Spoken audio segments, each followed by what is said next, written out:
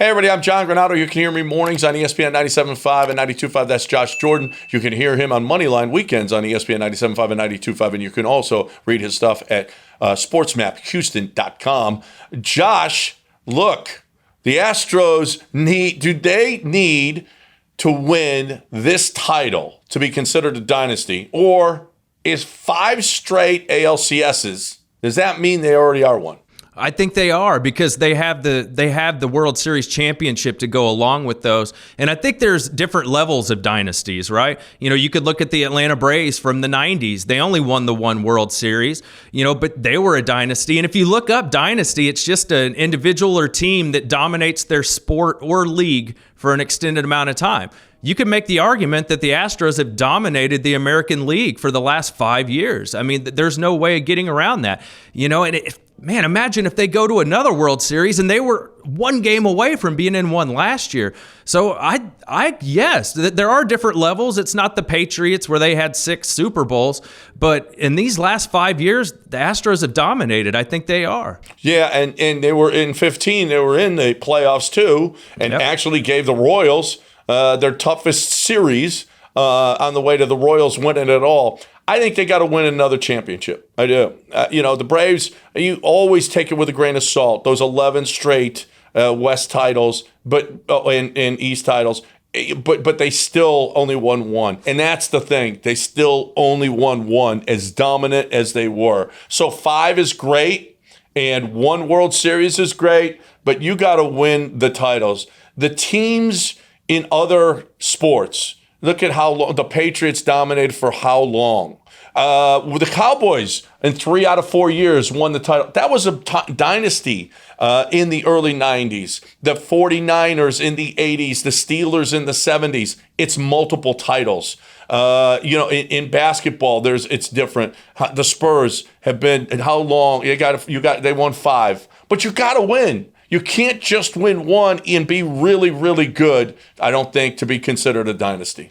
And I get that point. I almost wonder if there's common ground. If they get back to the World Series again this year, that's 3 World Series appearances in 5 years. I mean, that's insane. You know how baseball is. All through the broadcast during the White Sox series, they were talking about how hard it is just to get to the playoffs. I mean, I'm just impressed with the Astros are doing, man. It's been an incredible run, but of course I'd like to see them win another championship. And you do think of multiple championships when you think of dynasties, but like I said, I think there are different levels to dynasties, and I think the Astros are on the lowest level. If they win one more, you put them right up there. Have the Red Sox been a dynasty? They've got multiple titles. Are the Dodgers? The Dodgers, that's what I was about to say. If the Dodgers win another one here, are they a dynasty?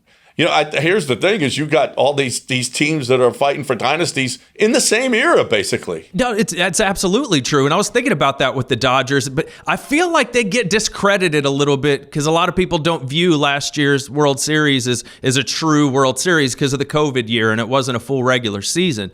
So maybe the Dodgers have a little more to prove. They got to get one this year. But you're right. There's a lot of these elite teams that are fighting for it every single year. These teams like the Nationals that come from out of nowhere, I don't know how often we'll see that going forward. Yeah. We saw the Royals. They up and down. It's organizations that aren't going to spend a lot. Look at the Washington just won it, and they had a fire sale at the deadline. Give Jim Crane and the Astros credit. While they're losing players, they lost Cole, they lost Springer, possibly going to lose Correa. They're not doing any fire sales. They're not going to give up. They're going to continue to fight. And you know what? Give the general managers and the front office big ups too, because it's still got guys, while they're considered not a great minor league system, they still got guys that they're churning into the organization and bringing up to the big team that are contributing unbelievably right now, which is something that you just don't see. You don't see the Yankees doing that. You don't see the Red Sox doing that. The Dodgers, they don't have.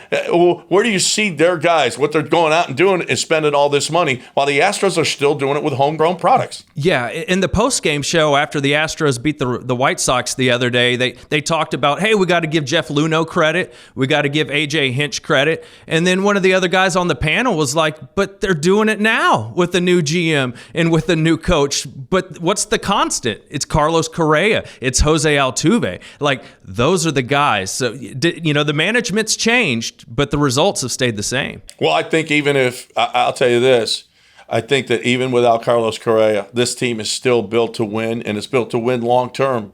And if you can't sign a guy for $35 million, however, $300 million or whatever, and he's got to go, I still believe in this organization. I still think they're going to continue to do it. Now, if you continue to do it if they win the title here or they win a title in a couple of years and they're doing it for 7, 8, 9, 10 years, now we got a dynasty. Now we're talking about a dynasty.